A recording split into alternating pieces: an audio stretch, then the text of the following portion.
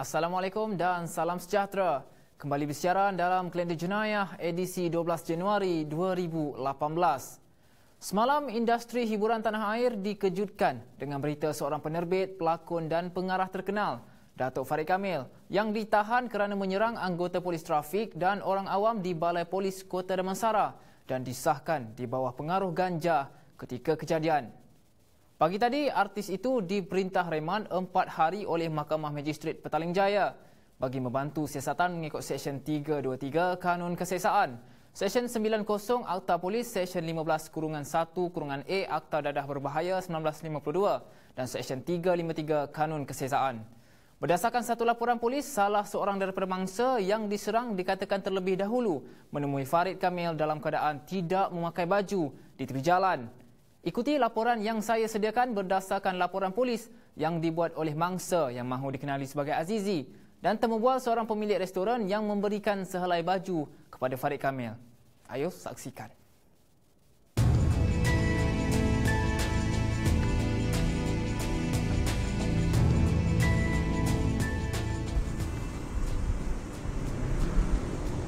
Di sekitar kawasan Jalan Tropicana Petaling Jaya di sini, seorang pelakon terkenal dipercayai cuba menahan beberapa buah kereta untuk meminta bantuan membawanya ke Balai Polis berhampiran selepas dikatakan keretanya mengalami kemalangan kecil.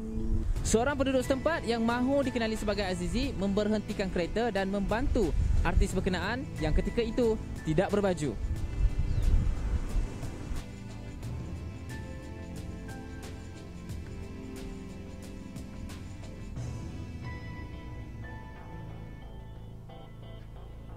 Pelakon yang juga pengarah terkenal itu mendakwa dirinya kesejukan dan Azizi membawa artis berkenaan ke sebuah restoran milik kenalannya. Di restoran ini, artis berkenaan dibawa dan pemilik restoran memberinya sehelai baju untuk dipakai sebelum Azizi dan artis berkenaan meneruskan perjalanan untuk ke Balai Polis berhampiran. Customer pakcik yang datang parking kat depan ke kedai pakcik tu keluar, mari minta baju ni pakcik. Pakcik tanya apa pasal? Ada orang dalam kereta saya tu tak berbaju. Pakcik ingat dia punya kawan ke ataupun saudara mara dia. Pakcik tak pakai salah, pakcik tinjau-tinjau nampak orang tak berbaju kan. Tu pakcik pun masuk dalam bilik sembahyang tu, carilah baju. Dapat t-shirt warna putih. Dia kata apa-apa baju pun tak apa. Pakcik ambil dah t-shirt warna putih, beri ke dia. Dalam masa pakcik nak beri ke dia tu, apa ni, nampak lelaki yang tak berbaju keluar pada kereta dia. Dia cepat-cepat halau suruh masuk semula. Takut malu ke apa, ke pasal customer tengah ramai dalam kedai pakcik ni. Masa tu tengah hari. Lepas tu, dia pun cakap, tak apa pakcik, nanti saya datang bayarlah harga t-shirt ni. Tak payah pakcik kata, tak payah. Betul? Dia pun masuk kereta, tu langsung jalan. Pakcik pun ingat habis kisah gitulah, habis cerita gitu. Jadi bila pakcik tahu yang sebenarnya orang yang tak berbaju tu Farid Kamil seorang pelakon? Masa tu pakcik dah tutup kedai, datang customer, regular customer jugalah. Perempuan yang kerja klinik pakat kulit tu. Dia mari bercerita, dia kata, "Oh pakcik, glamour lah bonda. Tu Farid Kamil pakai baju bonda," dia kata. Apa pula? Yalah kan budak tu yang minta baju tu, dia kata untuk Farid Kamil. Mana pakcik tahu, dia kata Farid Kamil. Pasal orang tengah sibuk, pakcik tak ambil pot sangat lah. Ketika dalam perjalanan, pelakon yang bergelar Datuk itu dikatakan mula berkelakuan aneh dengan mengambil beberapa gambar Azizi sedang memandu kereta dan mengganggunya dengan memegang steering kereta. Sebaik saja tiba di Balai Polis ini, pelakon itu dipercayai bertindak menampar Azizi di bahagian pipi kiri muka di hadapan beberapa anggota polis yang sedang bertugas. Pada masa yang sama, salah seorang anggota polis turut ditampar oleh pelakon berkenaan apabila cuba meredakan keadaan itu. Azizi sekali lagi dicederakan apabila ditendang di bahagian perut dan juga bahagian kemaluan sebelum membuat laporan polis untuk tindakan selanjutnya.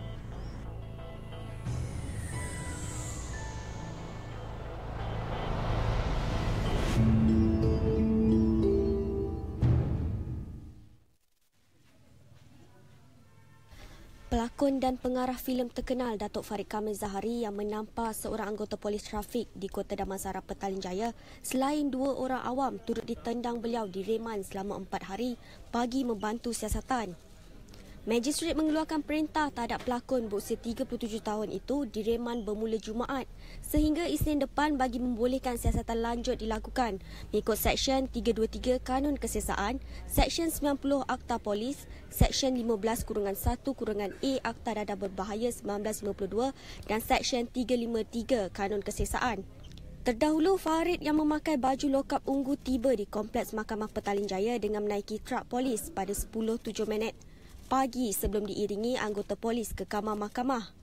Prosiding itu mengambil masa selama 15 minit sebelum beliau dibawa keluar pada jam 10.50 pagi. Turut kelihatan adiknya, Fazli Zahari yang juga suami kepada pelakon Yana Samsudin.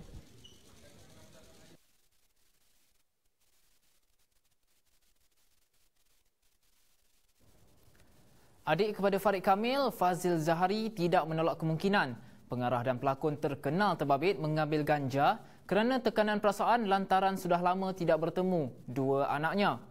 Bagaimanapun, isteri Farid, Datin Diana Daniel, menafikan kenyataan adik iparnya itu dan mendakwa Farid masih berjumpa 2 anak mereka, Muhammad dan Nur Arora. Apapun, kita nantikan keputusan siasatan kes berkenaan Isnin ini. Dalam perkembangan lain, 2 lelaki didakwa atas pertuduhan mengurus rumah persundalan di Kota Kinabalu. Selain itu, 2 suspek insiden pembunuhan ahli kursi gelap di stesen minyak Taman Pelangi Johor bulan lalu dihadapkan ke mahkamah. Saksikan rangkuman berita jenayah pilihan sepanjang minggu ini.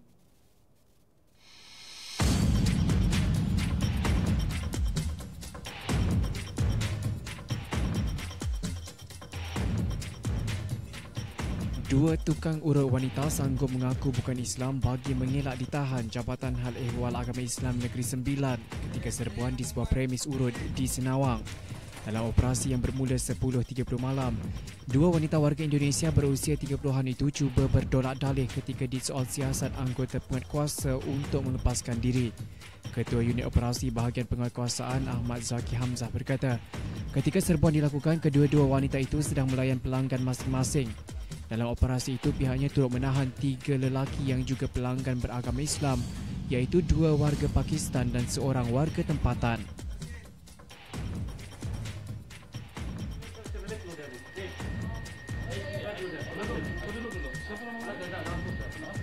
Seorang lelaki disyaki penagih dadah cedera selepas cuping telinga kirinya terkoyak kerana meronta-ronta ketika ditahan anggota penguatkuasa Agensi Anti Dadah Kebangsaan AADK Kota Kinabalu di Kampung Likas, Kota Kinabalu.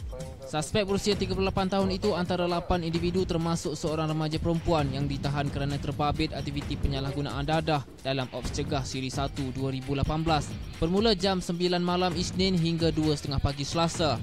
Ketika anggota AADK hendak menggari lelaki berkenaan, suspek melawan dan meronta-ronta serta mempersoalkan hak AADK memenahannya. Tindakannya itu menyebabkan anting-anting pada telinga kirinya tertanggal sehingga cuping telinga kirinya koyak. Kejadian turut disaksikan isteri dan 5 orang anaknya. Ketua AADK Kota Kinabalu, Lawrence Galih berkata, semua suspek berusia 13 hingga 60 tahun disiasat mengikut Seksyen 3-1 Akta Penagih Dadah Rawatan dan Pemulihan 1983.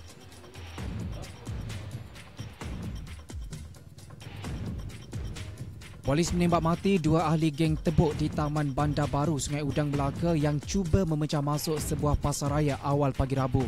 Ketua Polis Negeri, Dato' Abdul Jalil Hassan berkata 2 suspek dipercayai warga asing berusia 30-an itu dikesan cuba pecah masuk pasaraya terbabit untuk merompak premis perniagaan kedai emas. Kejadian berlaku kira-kira jam 4.30 pagi apabila polis yang melakukan rondaan Ops Tebuk menemui sebuah Honda City tanpa nombor pendaftaran belakang diparkir dalam keadaan mencurigakan di sebuah taman perumahan. Abdul Jalil berkata 3 suspek dipercayai terbabit dalam sekurang-kurangnya 14 kes pecah masuk premis perniagaan kedai emas. Katanya daripada 14 kes yang berjaya diselesaikan itu dipercayai membabitkan kerugian mencecah RM1 juta dan kes disiasat mengikut Seksyen 307 Kanun Keseksaan kerana cubaan membunuh. Dua warga Nigeria dan seorang wanita tempatan didakwa di Mahkamah Magistrate Ipoh kerana memperdaya seorang lelaki menyerahkan wang RM62,034 untuk bungkusan yang tidak wujud pada Disember lalu. Anayo Apakabi, Ezi Chimezi Kingsley dan Mazni Marzuki didakwa mengikut Seksyen 420 Kanun Kesiksaan dan dibaca bersama Seksyen 34 Kanun Kesiksaan. Mereka didakwa memperdaya Law Afuk dengan bungkusan yang tidak wujud bagi mendorong mangsa menyerahkan wang RM62,034 di mana mangsa tidak akan menyerahkan wang itu jika tidak diperdaya. Sebutan semula kes ditetapkan pada 12 Februari 2018 bagi penyerahan dokumen.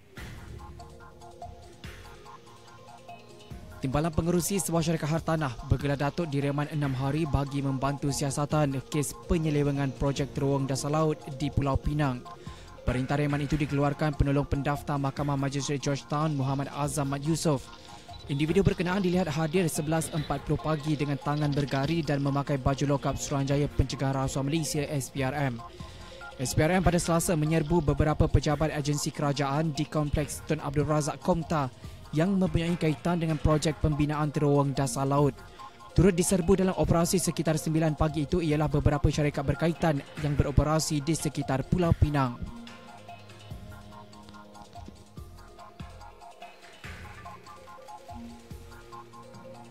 Mahkamah Session Kota Kinabalu menetapkan kes dua lelaki yang didakwa atas pertuduhan mengurus rumah persundalan di Kota Kinabalu dibicarakan antara 19 dan 22 Februari depan.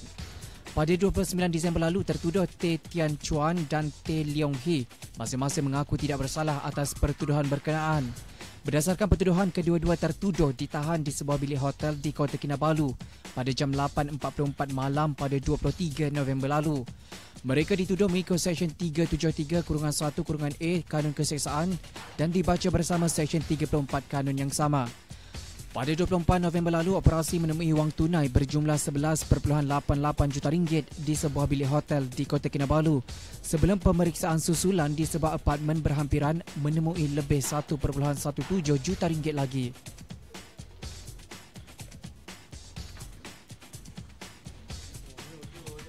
Dua suspek insiden pembunuhan ahli kongsi gelap di stesen minyak Jalan Seri Pelangi, Taman Pelangi, Johor bulan lalu dihadapkan ke Mahkamah Magistrate Johor Bahru pada Khamis. Berdasarkan kertas pertuduhan, Gan Jiaji, 20 tahun, didakwa melakukan pembunuhan ke atas Tan Aik Chai, 44 tahun, di stesen minyak Jalan Seri Pelangi 7.30 malam, 17 Disember 2017. Bagi perbuatan itu, Gan didakwa mengikut Seksyen 302 Kanun Kesisaan yang memperuntukkan hukuman mati mandatori jika sabit kesalahan. Di mahkamah sama, seorang pembantu restoran Yip Kah Ho, 24 tahun, turut dihadapkan atas pertuduhan bersubahat dengan Gan melakukan pembunuhan itu. Dia didakwa mengikut Seksyen 302 Kanun Kesisaan dibaca bersama Seksyen 109 dan Seksyen 34 Kanun yang sama yang juga memperuntukkan hukuman mati mandatori. Mahkamah menetapkan 13 Februari ini untuk sebutan semula bagi kedua-dua kes sementara menunggu laporan bedah siasat. Jabatan Siasatan Jenayah Narkotik JSJN Bukit Aman menupaskan satu sindiket dadah dengan menahan 8 lelaki dan merampas pelbagai jenis dadah dianggarkan bernilai RM721,000 dalam 6 serbuan di Kuala Lumpur, Negeri Sembilan dan Johor semenjak 11 malam Rabu. Turut ditahan seorang anggota polis selain JSJN juga menyita 8 kenderaan, wang tunai dan barang kemas dianggarkan bernilai RM2.73 juta. Serbuan di sebuah kondominium di Seri Petaling menemui wang tunai bernilai RM2.1 juta. Semua suspek direman selama 7 hari bermula semalam untuk siasatan mengikut Seksyen 39B Akta Dadah Berbahaya 1952.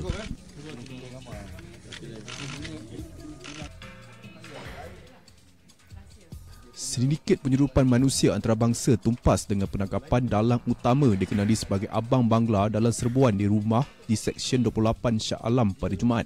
Ketua Pengarah Jabatan Immigration Datuk Seri Mustafa Ali berkata sindiket ini dipercayai sudah menjalankan kegiatan antara 8 bulan hingga setahun lalu. Katanya siasatan awal mendapati Abang Bangla 43 tahun menguruskan kemasukan semula warga Bangladesh yang sudah disenarai hitamkan ke negara ini. Abang Bangla dikesan masuk ke Malaysia pada tahun 2013 dan dikerja di syarikat Brickfield, Kuala Lumpur. Bagaimanapun, siasatan mendapati pasportnya tamat pada Ogos 2016. Dalam serbuan yang dilakukan sepasukan pegawai daripada bahagian perisikan, operasi khas dan analisa JIM Kira-kira 2 pagi itu, 50 warga Bangladesh berusia 20 hingga 45 tahun ditahan. Abang Bangla dan pembantunya ditahan mengikut Akta Anti Pemandangan Orang dan Penyeludupan Migran 2007, manakala 50 warga Bangladesh ditahan mengikut Akta Immigration 1959 Palang 63. 2 lelaki pengedar dadah yang pernah dipenjarakan sebelum ini tidak serik apabila sekali lagi ditahan polis atas kesalahan sama. Ketua Jabatan Siasatan Jenayah Narkotik Negeri Sembilan, Superintendent Muhammad Faizal Yahya berkata, suspek berusia 28 dan 39 tahun itu ditahan dalam ops khas Jumaat lalu. Menurutnya, hasil serbuan berjaya menahan 2 lelaki di Taman Rasah dan merampas dadah disyaki heroin seberat 260.8 gram dan syabu seberat 12.2 gram bernilai RM5,084. Beliau berkata dadah terbabit dipercayai akan dibungkus dengan bungkusan kecil sebelum diedarkan ke pasaran di seluruh negeri ini. Menurutnya, kedua-dua suspek direman 7 hari sehingga Khamis untuk siasatan mengikut Seksyen 39B Akta Dadah Berbahaya 1952.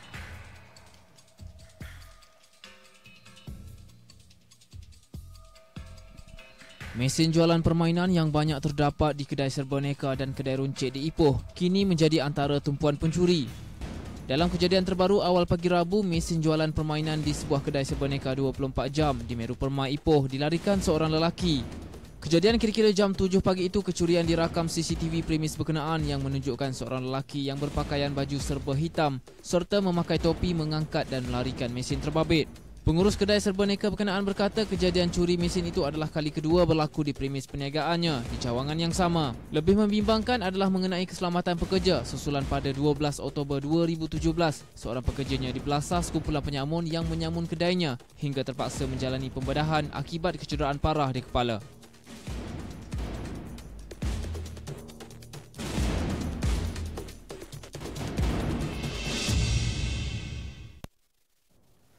Baiklah, sekian sahaja kalender jenayah minggu ini.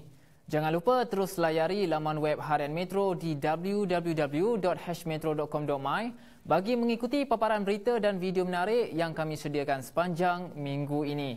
Juga berita video di laman YouTube Metro TV, platform laman sosial termasuk Facebook, Twitter dan Instagram, serta aplikasi HM Mobile dan HM News Channel.